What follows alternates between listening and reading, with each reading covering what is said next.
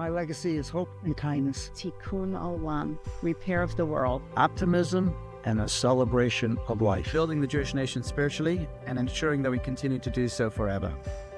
Telling my parents' story. My legacy is I'm the daughter of the HaShoah. That's what I am, daughter of the Holocaust. My grandfather was the only one from his family to survive. And he has today over 400 living descendants. Both of my parents survived Auschwitz and lost everyone, their wives, their husbands, and their children. My mother and my father were both survivors. Had they not gone through the hell that they went through, I wouldn't be here today. My parents weren't angry people. They survived something terrible, but that's not what occupied their lives. They made me who I am, okay? There's no doubt there that I am fashioned after the values and what they taught us in life. My Uncle Joe Engel, who was a survivor of Auschwitz, came to live with us after he was liberated. He was the kind of person I truly believe he looked forward, not back. My dad always said the best revenge against the Nazis, the Deutschen, the Germans, was to have the best life you could have. And looking back, they had a great life. They survived, they had hope to get married, have children, build a new country, come to another country. As a legacy, they felt it's important to celebrate things as properly and as fully as possible. My grandparents, I know, and my uncle don't want me sitting around crying because of what happened. Just like they came to America and moved on, they want me to love the life that I have and to build a life of joy and happiness and live that.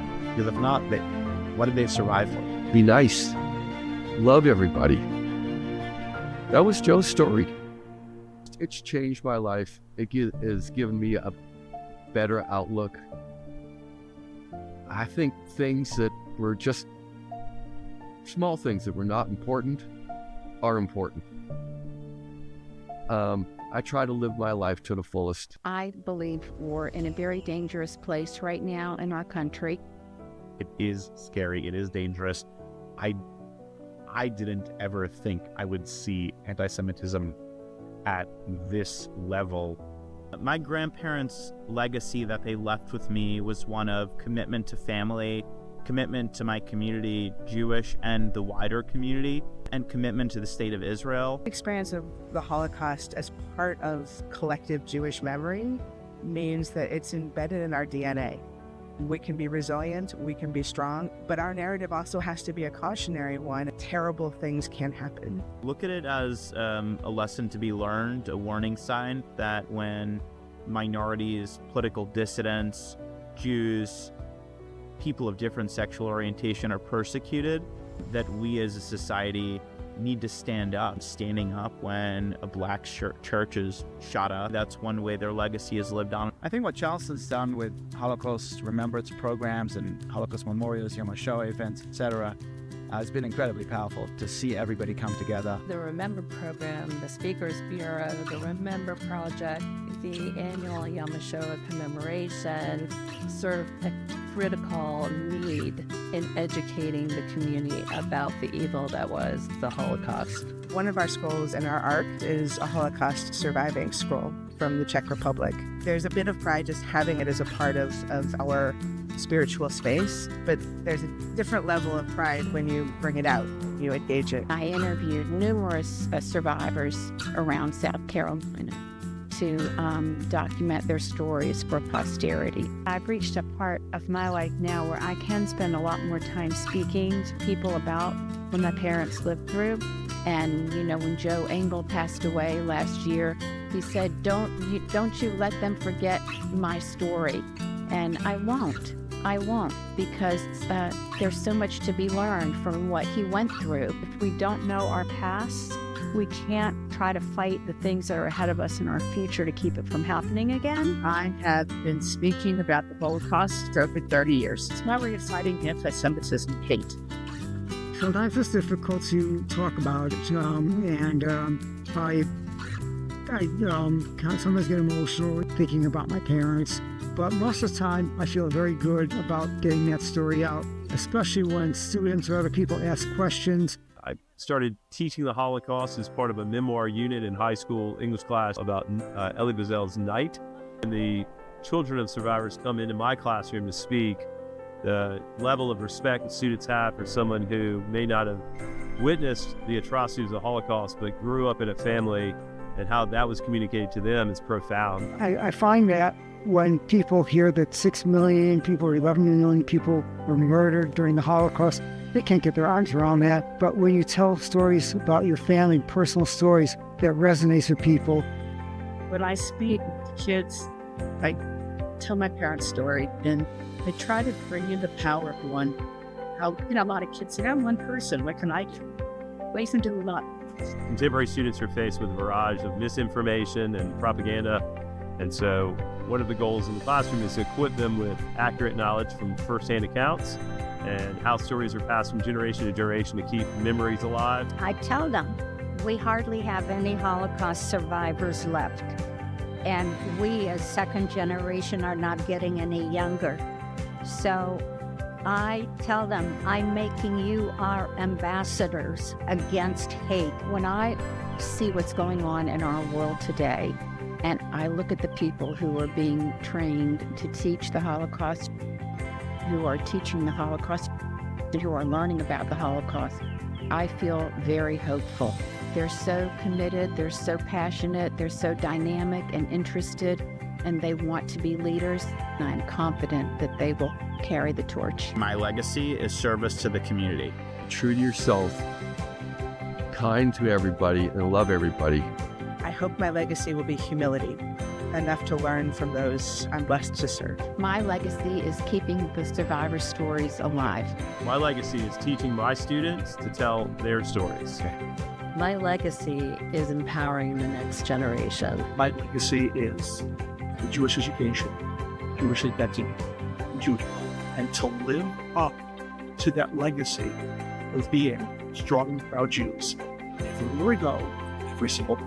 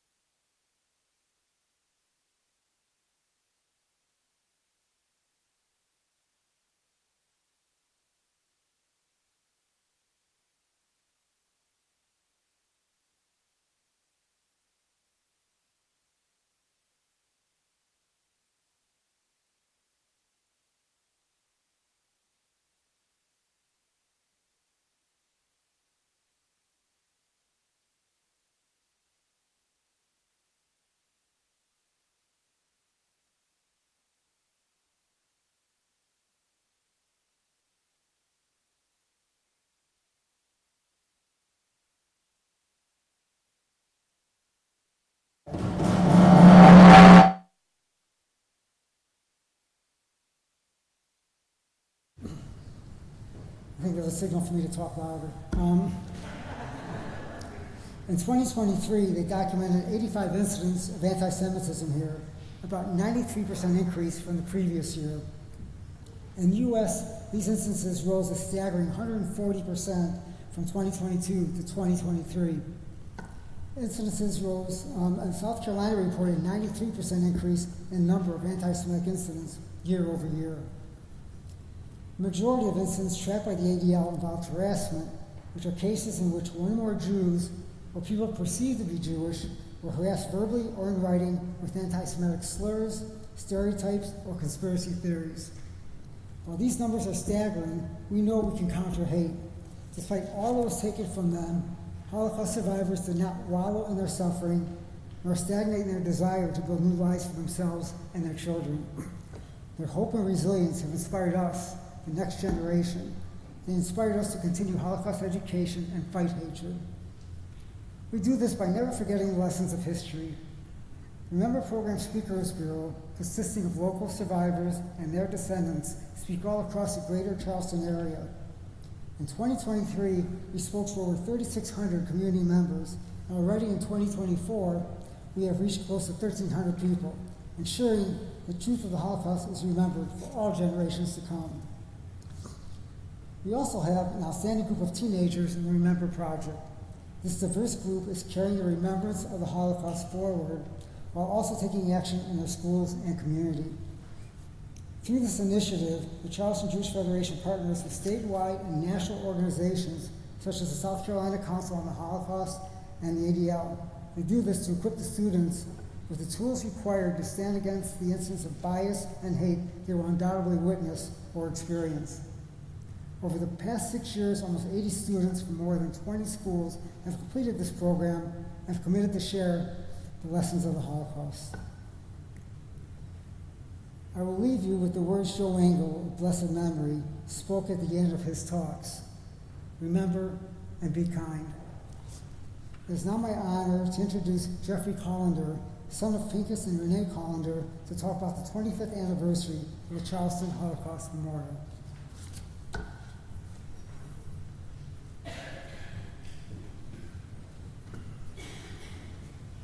Good afternoon.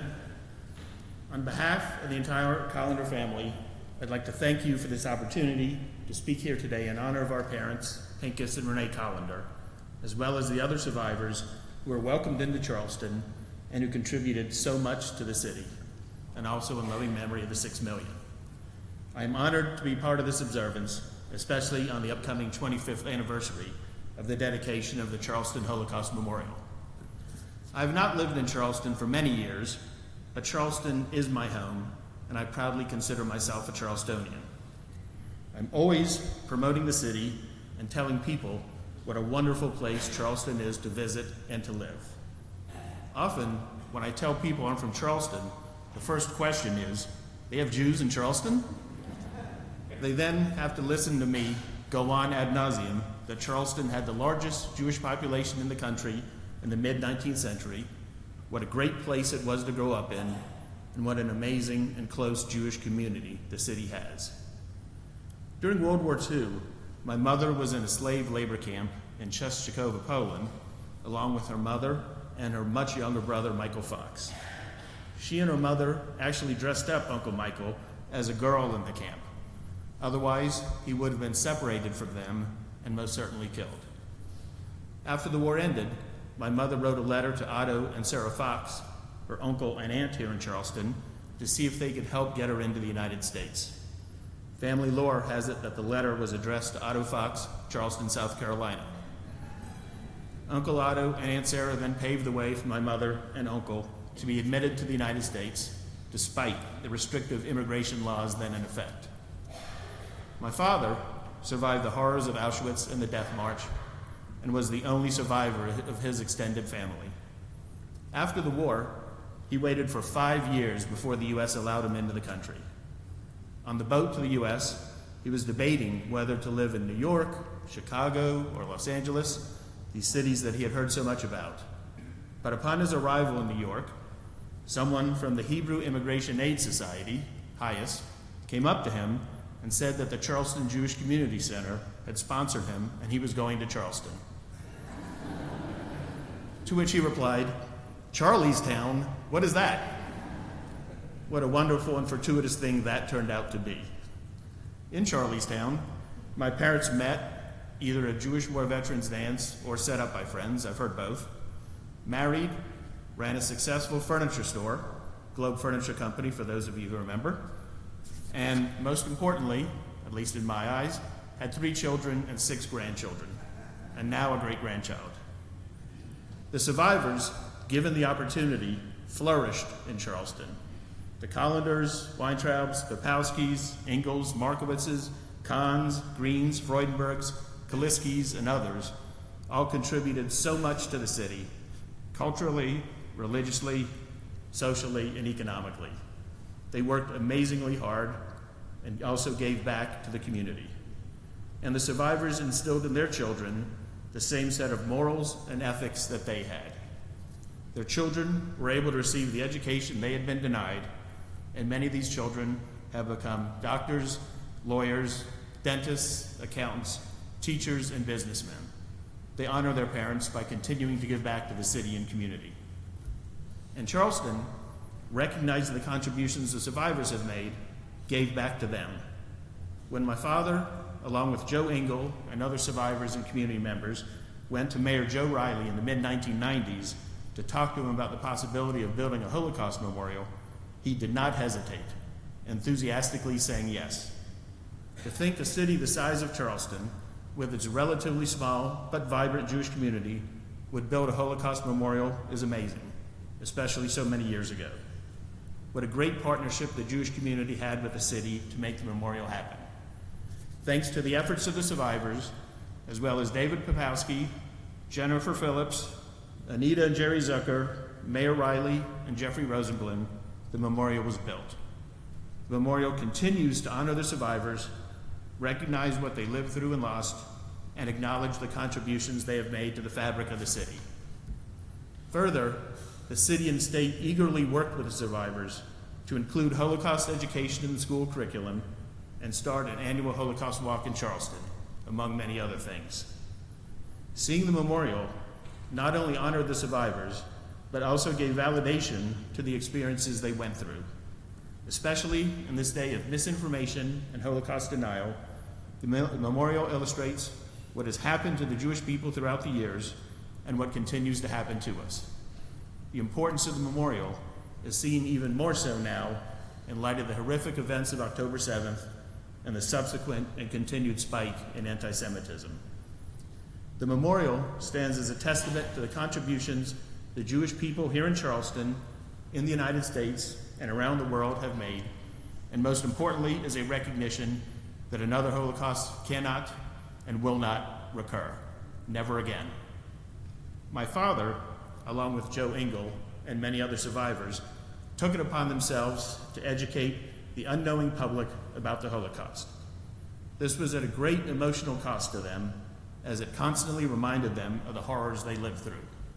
But despite the nightmares, they felt it was necessary to honor their loved ones and do what they could to prevent another Holocaust. I'm wearing on my jacket a pin that my father often wore that simply says, Zachor, remember. Since, unfortunately, there are so few survivors remaining both here and around the world, it is incumbent upon us, not just the children and grandchildren of survivors, but also the rest of the Jewish community, to remember, to educate, and do what we can to prevent another Holocaust. God bless Charleston and the state of South Carolina. God bless America, and God bless Israel. Thank you.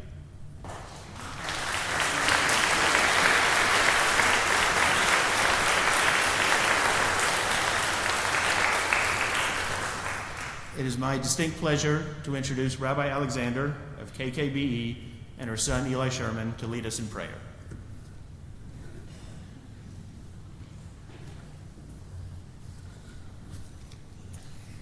I'm Stephanie Alexander, Senior Rabbi here at Kahal Kadosh Beth Elohim, and today I'm here because remembering our history is a mitzvah, and memory is best preserved in community.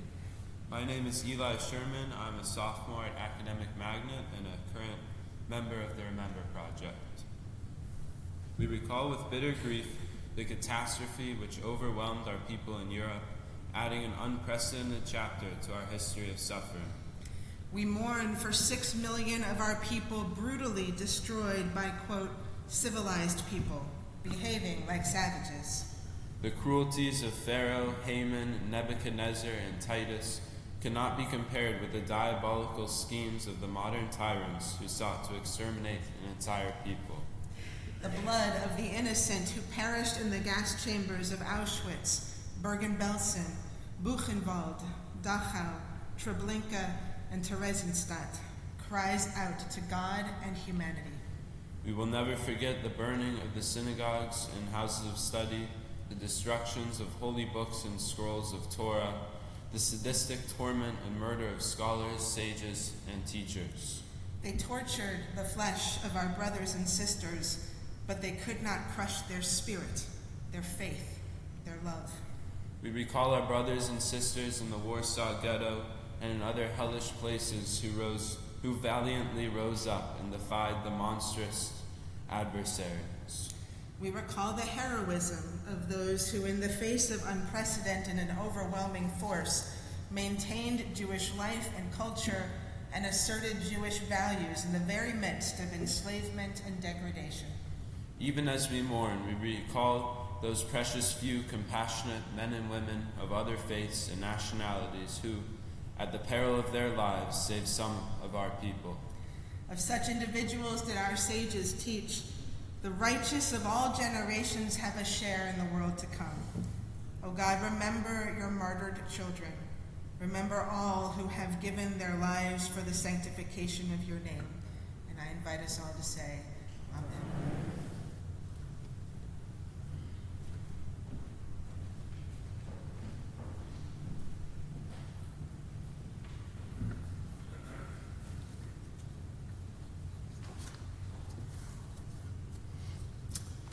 I want to thank everyone who has participated thus far and for all of you who have come to join us today.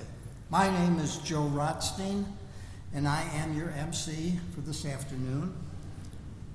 It's an honor. I am also the son of Holocaust survivors and a member of the Remember program. Our keynote speaker today is Dr. Chad Gibbs, Assistant Professor of Jewish Studies and Director of the Zucker Goldberg Center for Holocaust Studies at the College of Charleston. His work focuses on Jewish resistance during the Holocaust and the legacies of genocide in descendant generations. That's a mouthful. Chad attained his PhD at the University of Wisconsin in Madison. Before his academic life, he served the U.S. military, the Army, and left as sergeant. So, if you would join us now, Chad.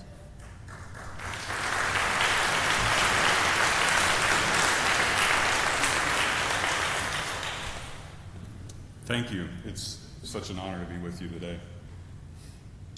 As the cold winds of January 1943 chilled the Warsaw Ghetto, more than 250,000 Jews had already been sent to their murder at Treblinka.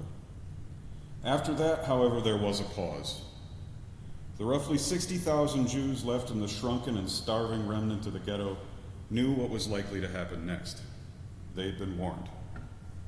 During the deportation of those 250,000 Jews to Treblinka, many escaped from the trains and from the camp itself. Men and women fled back to Warsaw on foot and through the fields and forests to warn other Jews that something altogether new and terrible awaited them. People like Abraham Szepicki returned to Warsaw and told his story. He and many others returning to places all over Poland were not at first believed. How could they be? A practically manic man shows up at your door and tells you that the Nazis have invented the death camp and are murdering their own slave labor force. It doesn't make sense. It took time until more and more escapees arrived for this horror to set in and find acceptance. And when it did, a long-held desire to fight found new support. The Jews of Warsaw would rise, but the how and the when remained unanswered. Organized behind several competing organizations, the landscape of Warsaw resistance was at best a fractured one. A group called the Jewish Combat Organization, or ZOB, came from the left, while the Jewish Military Union, or ZZW, came from the right wing. Stories like those brought back by Shapitsky helped galvanize a new unity, and in short order, they would need it. On January 18, 1943, Nazi Germany was ready to recommence the deportation of Warsaw Jews to the Treblinka extermination camp. Troops of the SS and their collaborators tried to enter the ghetto, but this time came immediately under fire. The vaunted black-shirted SS was quickly bloodied and in retreat. Jews with stolen or bartered pistols, a few rare rifles, and those infamous Molotov cocktails killed between 12 and 60 Germans and wounded many more. The stunned and bloodied SS backed off and plotted a new course. When German forces made their next attempt to enter the ghetto on Erev Pesach, April 19, 1943, they found a pitched battle waged by a deeply motivated foe. What happened thereafter is why we're here on this date. Most will know that the timing of Yom HaShoah commemorates the anniversary of the Warsaw Ghetto Uprising, as opposed to International Holocaust Remembrance Day, set on the liberation of Auschwitz, January 27, 1945. Yom HaShoah focuses us on an act of Jewish self-sacrifice, self-determination, and resistance. That has always been the point. The theme of this year's commemoration, Beyond Survival, a Legacy of Resistance, gives us an opportunity to take another and a broader look at survival, resistance, and memory. The understandable tendency to focus on the Warsaw Ghetto Uprising and other moments of armed resistance can draw too much of our attention. It's unfortunate there's been a temptation to look at the Warsaw Ghetto Uprising and think that in some way it was alone or rare. That's just not true. Alongside Warsaw, there were revolts in Białystok, Łódź, Vilna, and as many as 47 other towns and cities, in addition to uprisings in 5 of the 6 extermination camps. And that's not said anywhere near often enough. Sobibor, Majdanek, Auschwitz, Chelmno, and Treblinka were each the sites of Jewish uprisings. We also have evidence that the prisoners at Belzec, the 6th extermination camp, were planning a revolt when it closed. This partial list of camp and ghetto revolts is nowhere near the whole picture of Jewish resistance and its lasting legacies today. Jewish resistance to Nazi persecution and erasure began early and has never ended. To really understand that, we have to look at what exactly resistance is. We have to push beyond survival and the attention-grabbing revolts, uprisings, and battles in the forest, amazing as they certainly are, and look back at the earliest days of Nazi persecution by law. We find resistance already in full swing, using a wide range of subtle and direct methods, each building on the last, taking lessons learned from what did work and what cost too much for too little reward. Even as the Nazis rose to power, Jews used their voices as citizens of Germany and surrounding lands to protest and call out the racism and anti-Semitism of the party. We might look on this today and dismiss it because it couldn't change what is to come, though that is also an example of the biggest problem we face when we look back at resistance. We know what was to come. Those living their lives on the streets of what had been a friendly nation to 1933 did not and could not know what lay ahead. As the tide turned, they pushed back in ways that seemed appropriate in the moment. When his clients were arrested and persecuted, that is, by Nazi thugs, the Jewish lawyer Michael Siegel did what was normal for his profession. He went to the police and he complained about their treatment and demanded action. A photo shows the result of his complaints that day.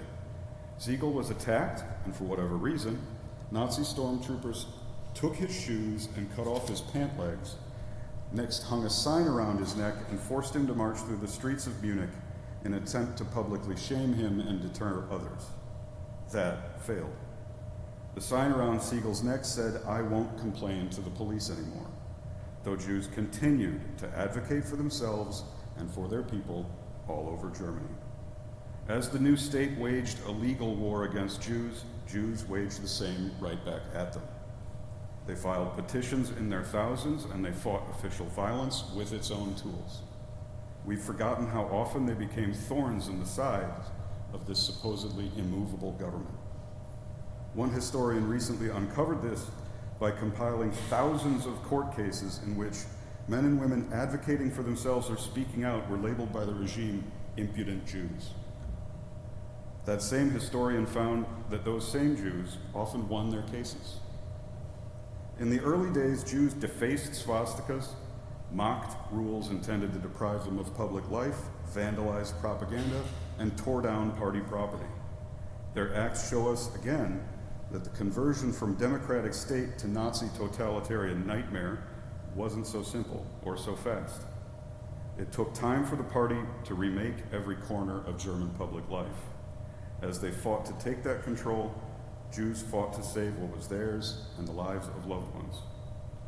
If we perceive the power of that state to be unassailable, we actually fall into another of its former traps. We look at the power of the stormtroopers, and we assume that no one was strong enough to cross them, and that all anti-Jewish laws were simply obeyed. That is not the case. As the party remade laws of the state to target minorities, Jews simply disobeyed. Evidence of that is so commonplace, we actually don't understand it when we see it. Did your family get out of Germany between 1935 and 41 with an object of value? Do you still have a silver menorah, a loved old painting, or did your lucky surviving grandparents pass down any other item of value or wealth? If so, they broke the law. They resisted. They refused to obey orders to give up all that was theirs as they escaped. That very immigration itself, what about that as resistance? When it became clear that the state was set on destroying their lives socially, if not entirely, over 60% of German and Austrian Jews left the country. When they had the means to do it and somewhere else to go, they generally left and took all those they could with them. They also had help in getting out that actually brings that story of resistance to these very shores. We could go to Addlestone Library and read in the Lipton collection or in the Minnie Toole Baum papers as South Carolina Jews tried everything to save relatives they'd most often never met. Minnie Toole Baum herself engaged in a years-long quest that involved writing senators, buying ship tickets, lobbying for visas, arranging transport to Cuba, and much more to save cousins she'd never laid eyes on. Though they were ultimately killed, it is not the success and it is not survival that determines whether or not something is or isn't resistance. Like many here in South Carolina, we can also see in their actions that those resisting Nazi Germany in Europe never lost hope for a better future, no matter how dire the situation. Never losing sight of that future or an ounce of dedication to their children, Jews set up illegal schools inside Nazi ghettos and continued to prepare their kids for a future that had to seem unpromised at best. I often think of those schools and what they tell us about the unity of resistance. Even in the vice grip of the ghetto, parents took action to keep their children from despair and provide an island of normal in a flood of sadness. The understanding those schools show on the part of the children themselves is the most remarkable. Can you imagine, sending your child to a secret underground school and trusting them to never reveal its existence to a scary authority figure? What does it tell us about how young children saw the wretched world around them that their parents could trust their silence? That trust has never ceased to amaze me. Aside from the schools and the ghetto, so many other resistance acts also deserve our attention. We could and should discuss a whole continent of work by Jewish women as couriers for resistance or as clandestine operators in their own right. Taking advantage of the fact that they were not physically marked as Jewish in the way all men were, women moved information between resistance cells, smuggled news out of occupied territory, and took up arms. All this when they weren't busy teaching at those very underground schools. Vladka Mead smuggled dynamite into the Warsaw Ghetto and helped carry out information about the extermination camps brought back by those escapees. As a woman in 1940s Europe, German authorities did not suspect her and other women as much as they did men. She took full advantage of that mistake, as did other women all across the continent. In the forests with the partisans around the streets and towns of cities, it was Jewish women who found food, made contacts with trusted outsiders, and cared for children and men who needed support. Some years ago, Michael Maris looked at all of these amazing acts of resistance and tried to think of some ways to put them in context. He came up with several versions of resistance that help us think of what should count. In symbolic resistance, or I remain what I was, Maris wanted us to understand that it was resistance to stay true to self and to be joyfully Jewish in the face of Nazism.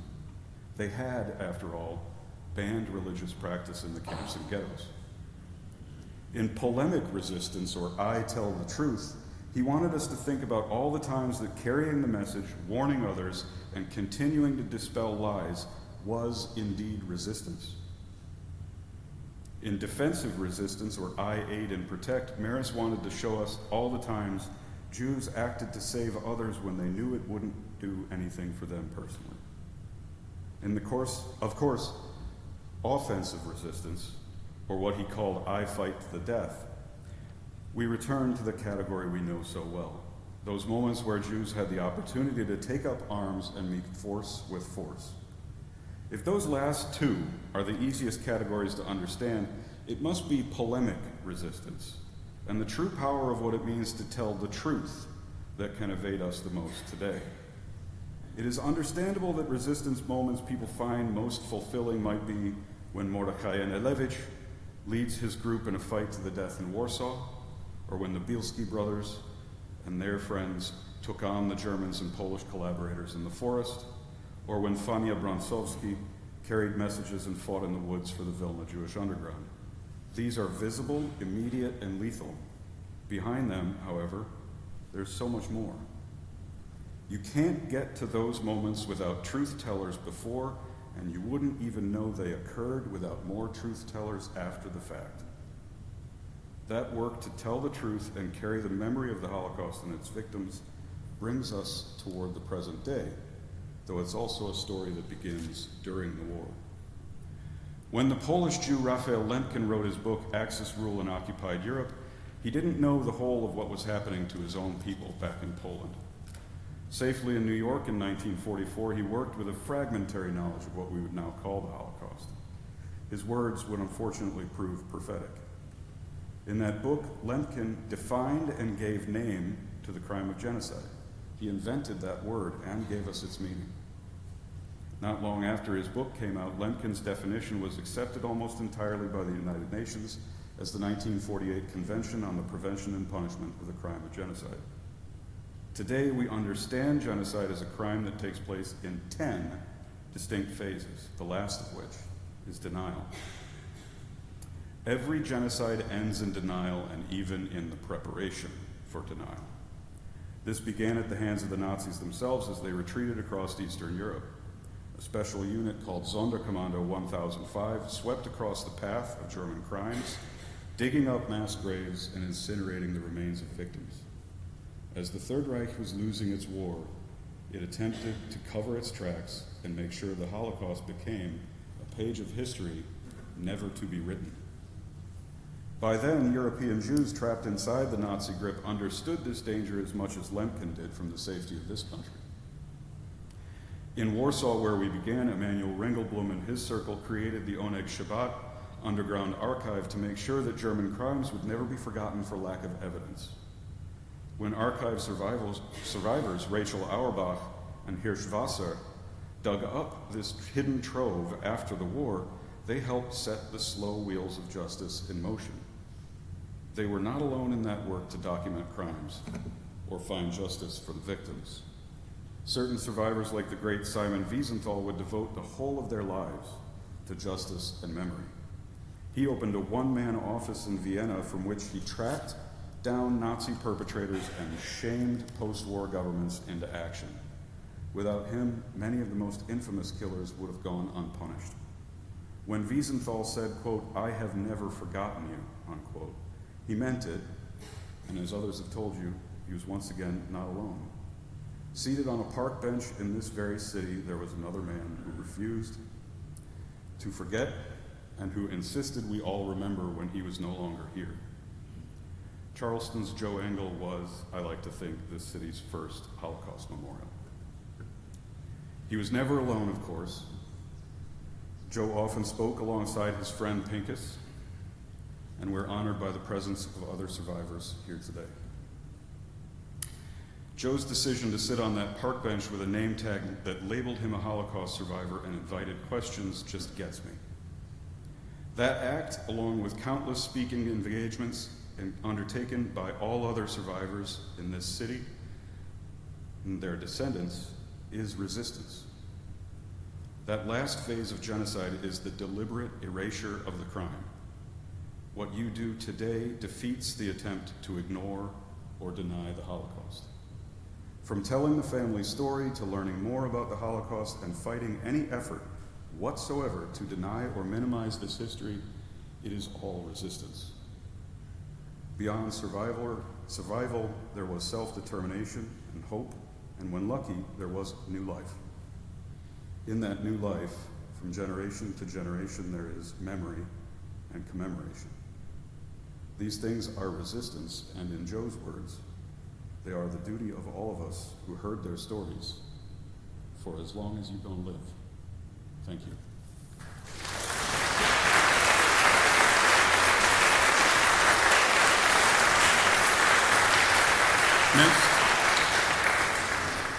Next, we're going to sing Eli Eli, led by Bates O'Neill, music and artistic director for KKBE. The song was written in 1942 by Hannah Senish, a young Hungarian Zionist who worked for the Hungarian resistance. She was one of 37 Jews parachuted into Yugoslavia during World War II with the mission to rescue Hungarian Jews from the Nazis.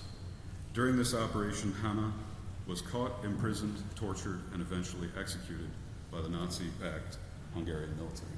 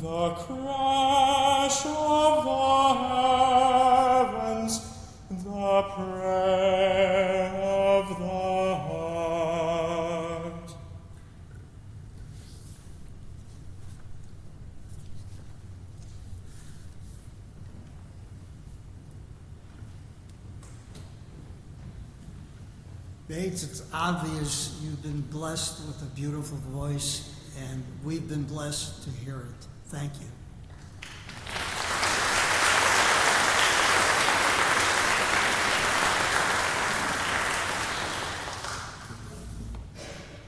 We will now honor those who perished in the Holocaust and had connections to Charleston. As we read out the names of your family members or loved ones who were victims, please feel free to stand in their memory. You can choose to remain standing or to sit afterwards.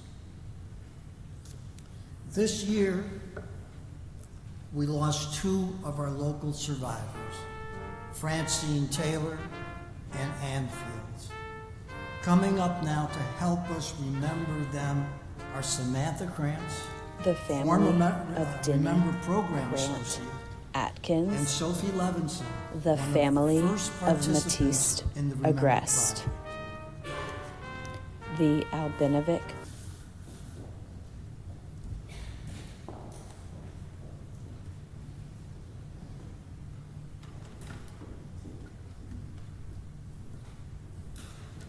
My name is Samantha Krantz, and it's my honor to continue to participate in the Charleston Yom HaShoah program.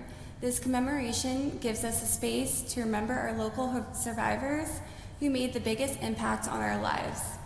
It provides a safe space to honor all the lives lost during the Holocaust and underscores why Holocaust education is vital for our future generations. Anne and Francine held a special place in our hearts and in our community.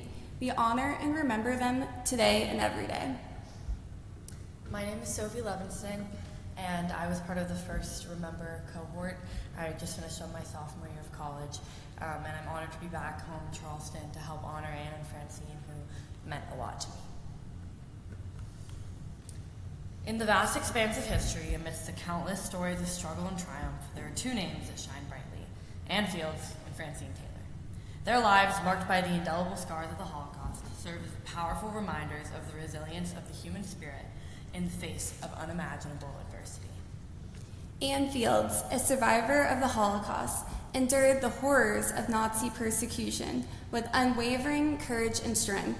Separated from her family at a young age, she faced starvation and brutality. Yet even in the darkest time, her spirit remained unbroken. Anne, a cherished member of the Charleston community, found solace and purpose in her garden, where she could often be found helping with the Daffodil Project. Planting daffodils, which symbolized the yellow stars Jews were forced to wear during the Holocaust, was her way of spreading a poignant hope for the future and resilience. Her dedication to this project not only beautified the community, but also served as a powerful reminder of the human capacity for resilience and hope in the face of adversity. Francine Taylor's is equally remarkable. As a child survivor of the Holocaust, she witnessed firsthand the atrocities committed against innocent people simply because of their ethnicity or beliefs. Despite the trauma she endured, she emerged from the shadows of the Holocaust with a fierce determination to rebuild her life and create a better world.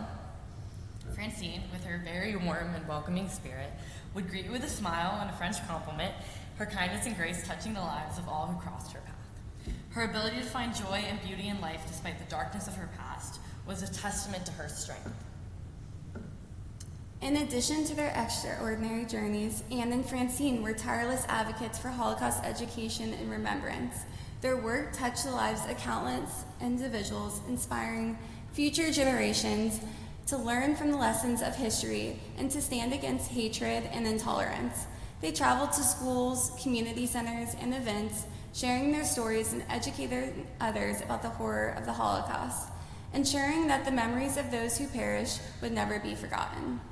Each year on Yom HaShoah, the Jewish community and beyond come together to remember the 6 million Jews and 5 million others who were murdered during the Holocaust. It is a day of solemn reflection and remembrance, a day to honor the memory of those who perished and to pay tribute to the survivors, like Anne and Francine, who bravely bear witness to history. Today, as we remember Anne and Francine, we must also confront the echoes of their stories in the present. In a world still plagued by hatred, intolerance, and bigotry, their voices compel us to stand against injustice and oppression in all forms. The rise of anti-Semitism, xenophobia, and other forms of discrimination serves as a stark reminder of the dangers of forgetting the lessons of the past. We must remain vigilant in the face of hatred and division, and we must never allow the atrocities of the Holocaust to be repeated. But amidst the darkness, there is also so much hope. The legacy of Anne and Francine lives on in the hearts and minds of all who hear their stories. Their courage, their resilience, and their unwavering belief in the power of love and humanity inspire us to stand firm against injustice and to build a better future for generations to come.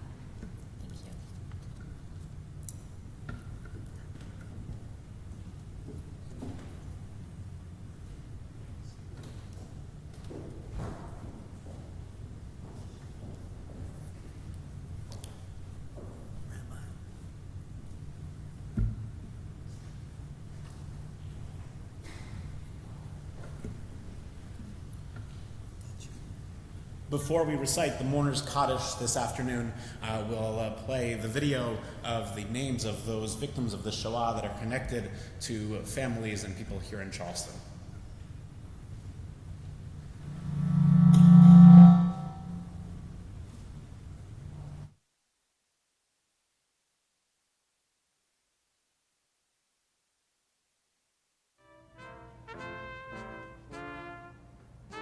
The family of Denny Grant Atkins, the family of Matiste Agreste,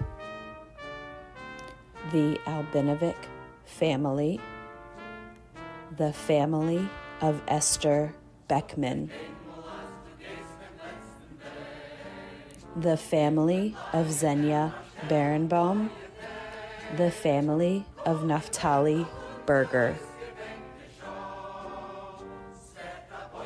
the family of Frida Bernstein and Josine Goschalk Rivas, the family of Aaron Boynton, the family of Leon Brett of blessed memory, the family of Sarah Brett of blessed memory, the Engel family, the family of Noah Feet,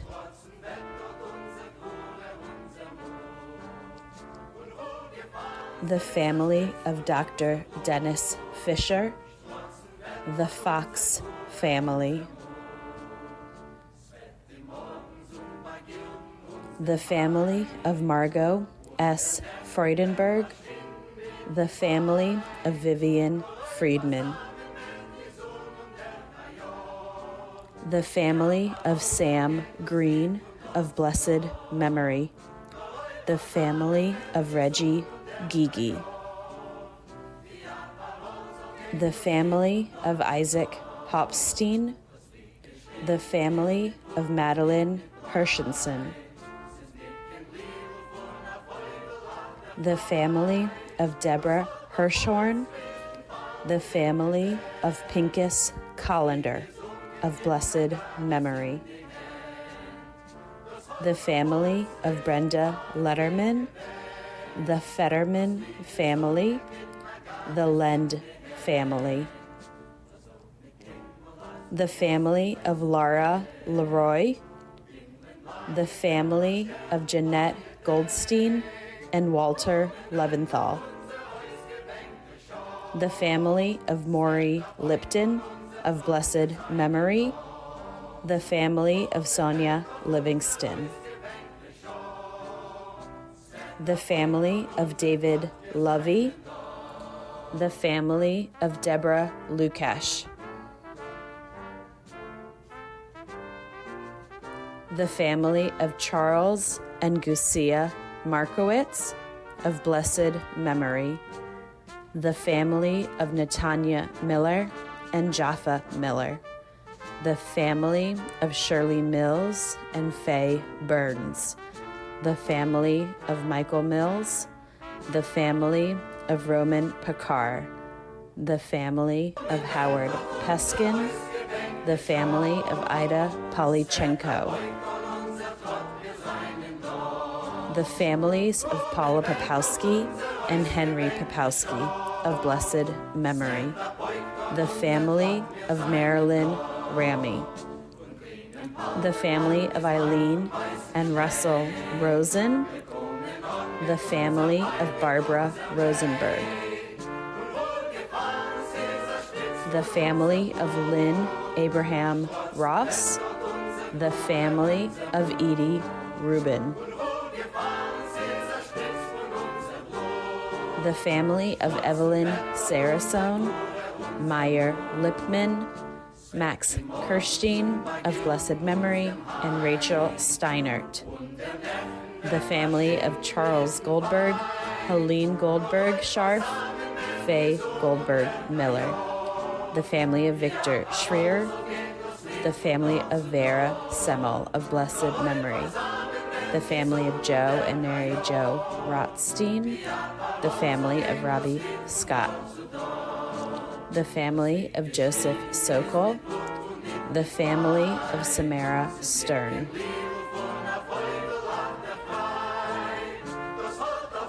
The family of Aline Tenay.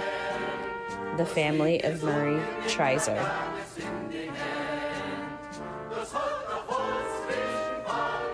The family of Fred and Michael Volkman. The family of Anne Bricks Walsh. The family of Kitty Gold Watkins. The family of Nathan Weinstein. The family of Dr. Maurice Weintraub. The family of Sonia Wetz. The family of Chaim Wolgrich. The family of Sylvia Zielberg.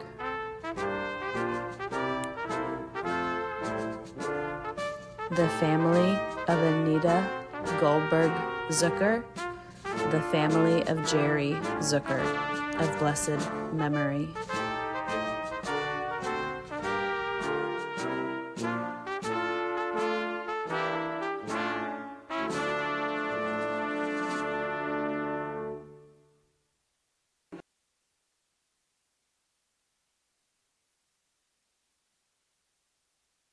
Memorial to Anne and Francine. My name is Rabbi Evan Ravsky. I'm the rabbi of Synagogue Emmanuel and the grandson of Holocaust survivors. We're getting ready to say the Mourner's Kaddish, a prayer that we say when we've experienced a loss, but one that never mentions death or dying. This prayer proclaims the greatness of God and shows that even as our faith is being tested by this loss, we continue to affirm God's greatness. The version that we're reciting today is known as the Camp's Kaddish, or the Holocaust Kaddish. It juxtaposes the traditional text of the Mourner's Kaddish with the names of the concentration camps and ghettos where massacres occurred. As we say this prayer and remember those who were murdered in the Shoah, we also want to remember those who were brutally murdered in Israel on October 7th by Hamas.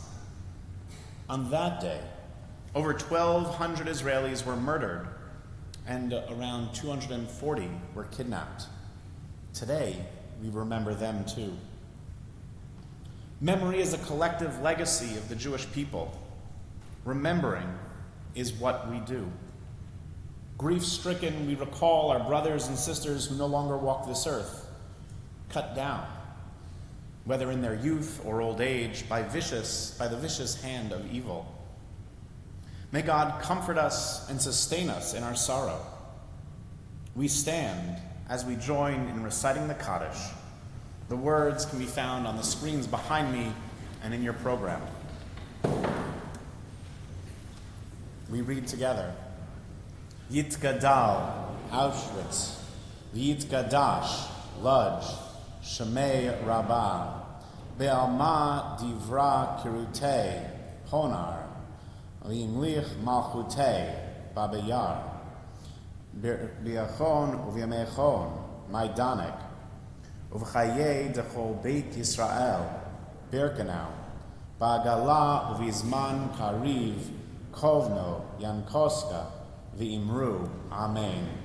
Yehi Shmei Rabba Mevorach, Le'olam Umei Omaya. Yitbarach V'yishtabach, Tresenstadt. V'yitpa'ar V'yitromam, Buchenwald. V'yitnaseh V'yitadar, Treblinka. V'yitala V'yithalel, Vilna. Shmeid Kudesha Brichu, Bergen-Belsen. Le'ela, Mauthausen, Min Kol Birchata V'Shirata, Dachau, Tush Bechata V'Nechamata, Minsk, Damiran Be'alma, Varsha, V'Imru, Amen. Yehei Shlama Rabba Min Shemaya, V'chaim Aleinu V'al Kol Yisrael, V'Imru, Amen. Oseh Shalom B'Mromav, Hu Yaseh Shalom, Aleinu V'al Kol Yisrael, V'Imru, Amen. We're seated. It is now my pleasure to invite Anita Zucker and everyone else who is leading the pledge up to the bima and to the candlelighting area.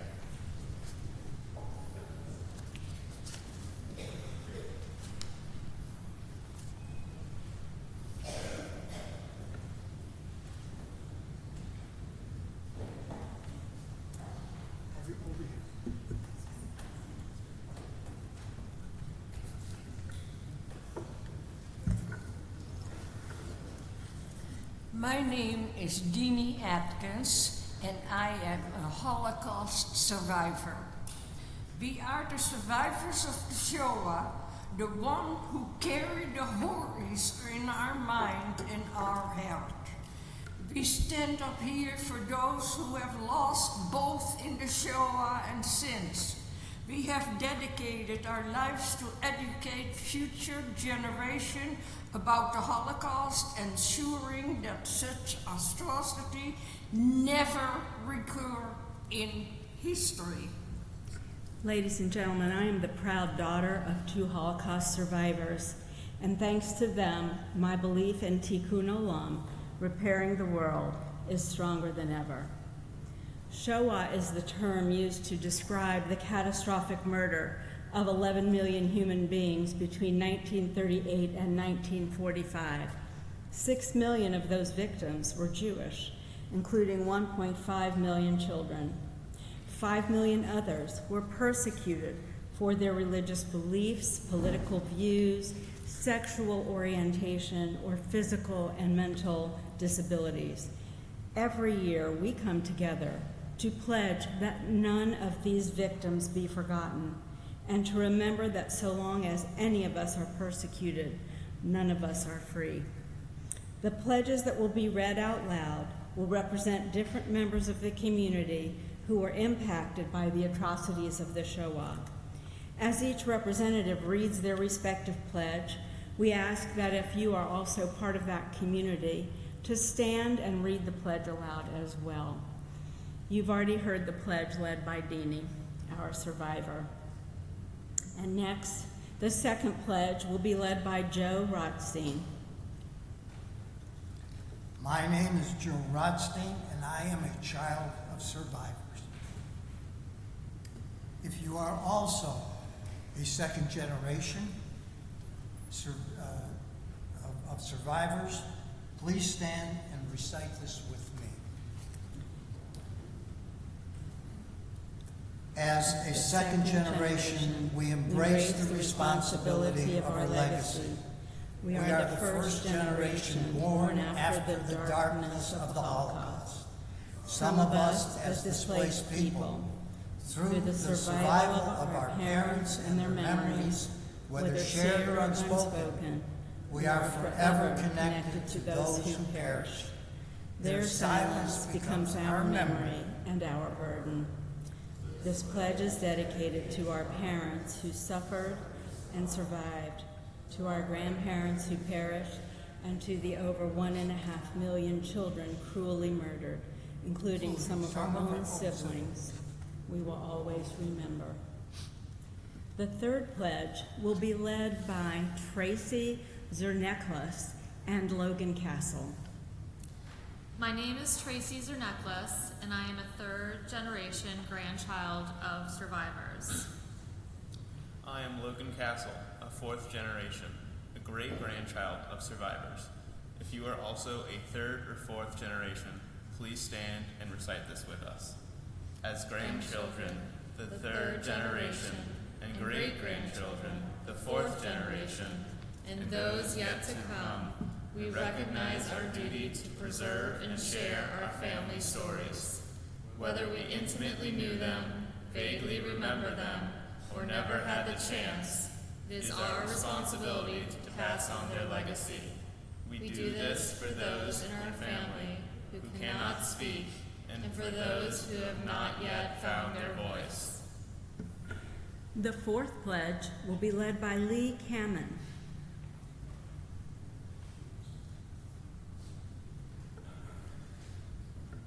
My name is Lee Kamen, and I am the very proud child of a Jewish liberator.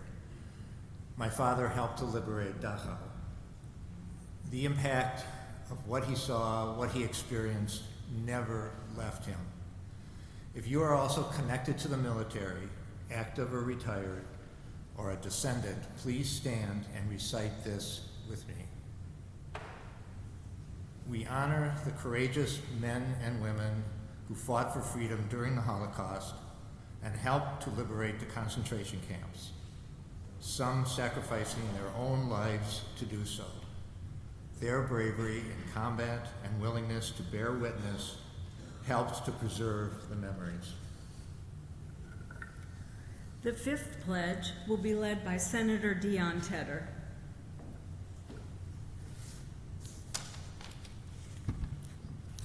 I'm Senator Dion Tedder, and I'm representing the 5 million others who were murdered in the Holocaust. If you are also a member of a marginalized community, please stand and recite this with me.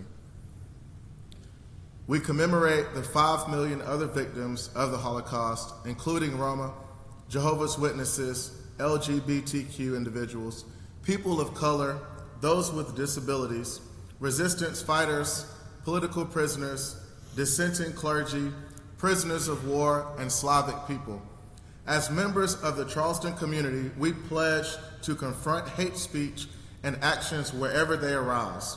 We affirm that an attack on any targeted community is an attack on us all. We reject hatred in our community. The sixth pledge will be led by Denise DeVoe.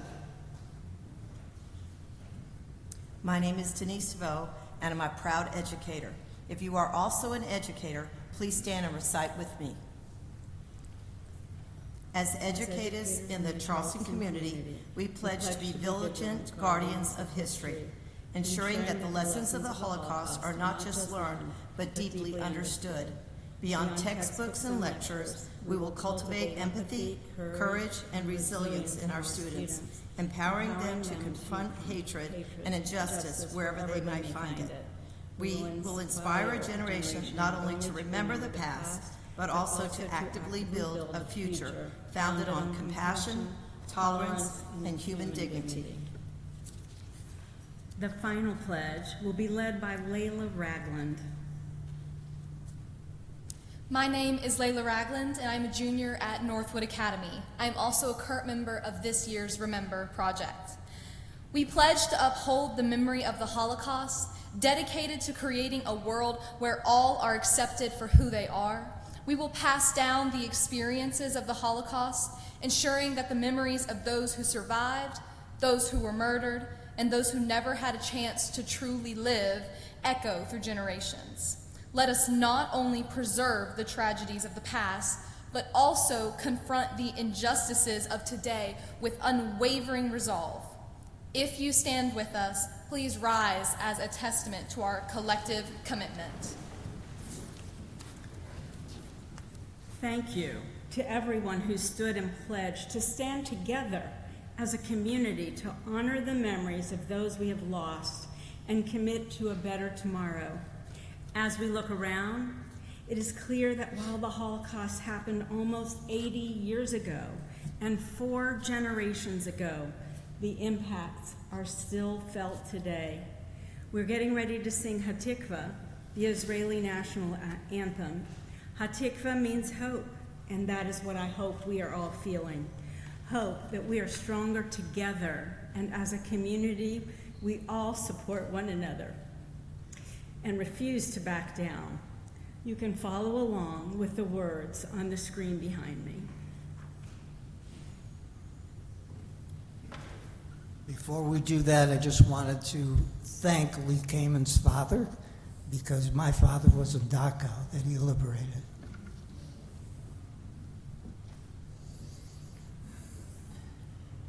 Kolod balevav penima, nefesh yehudi homia,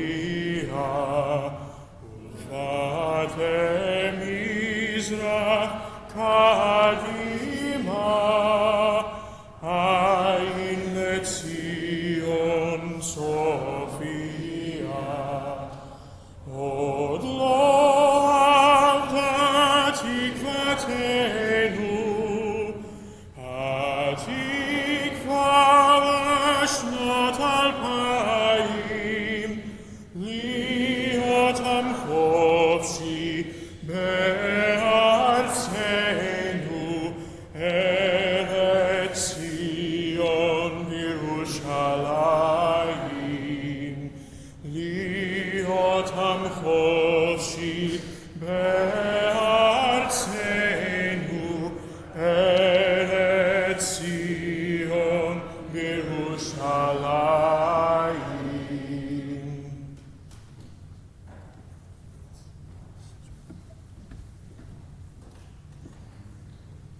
You can all be seated.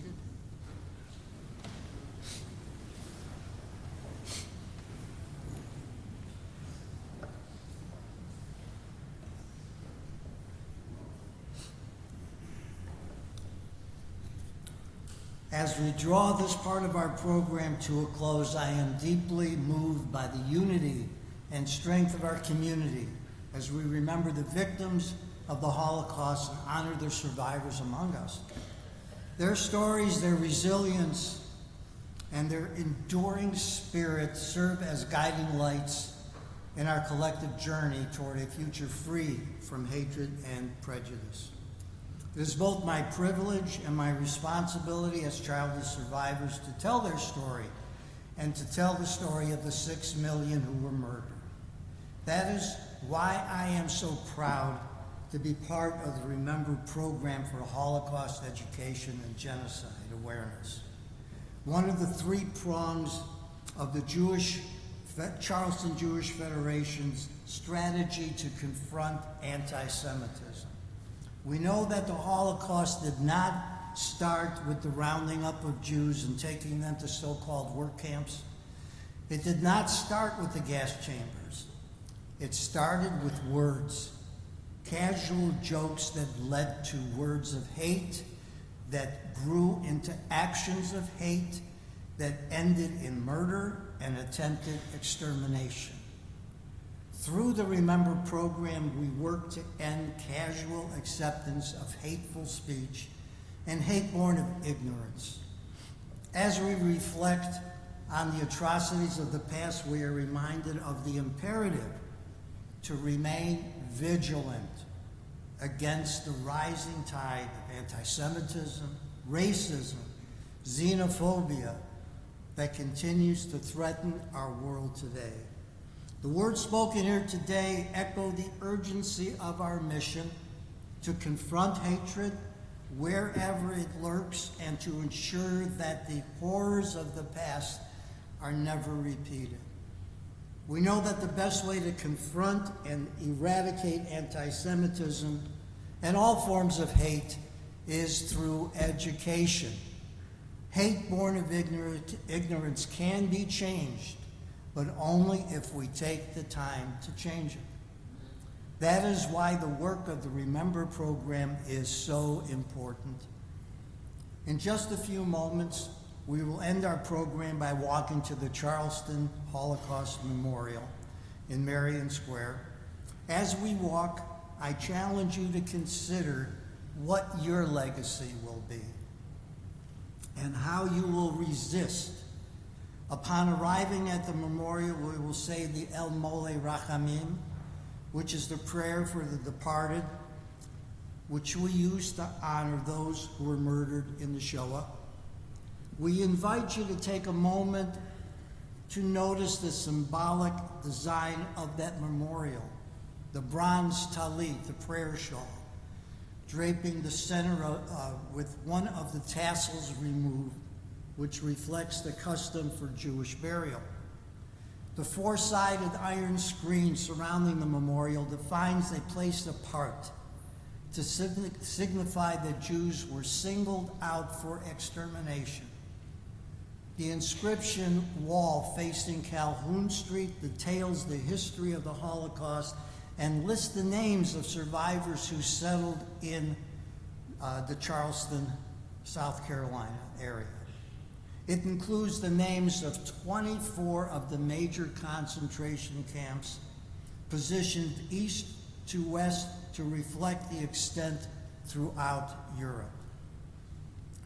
We cannot do this alone. We need your support to ensure that we can continue to share the legacies of those we lost during the Shoah and those survivors of blessed memory.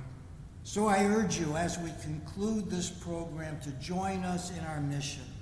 Stand with us as we honor the past, confront the present, and shape the future. Together we can ensure that the power of one becomes the power of many, a force for good that transcends time and place.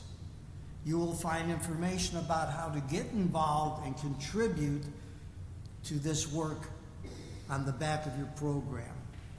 And thanks to the generous contribution by Shirley and Mike Mills, any donations that are made to the Federation and Remember program will be met by the Mills family.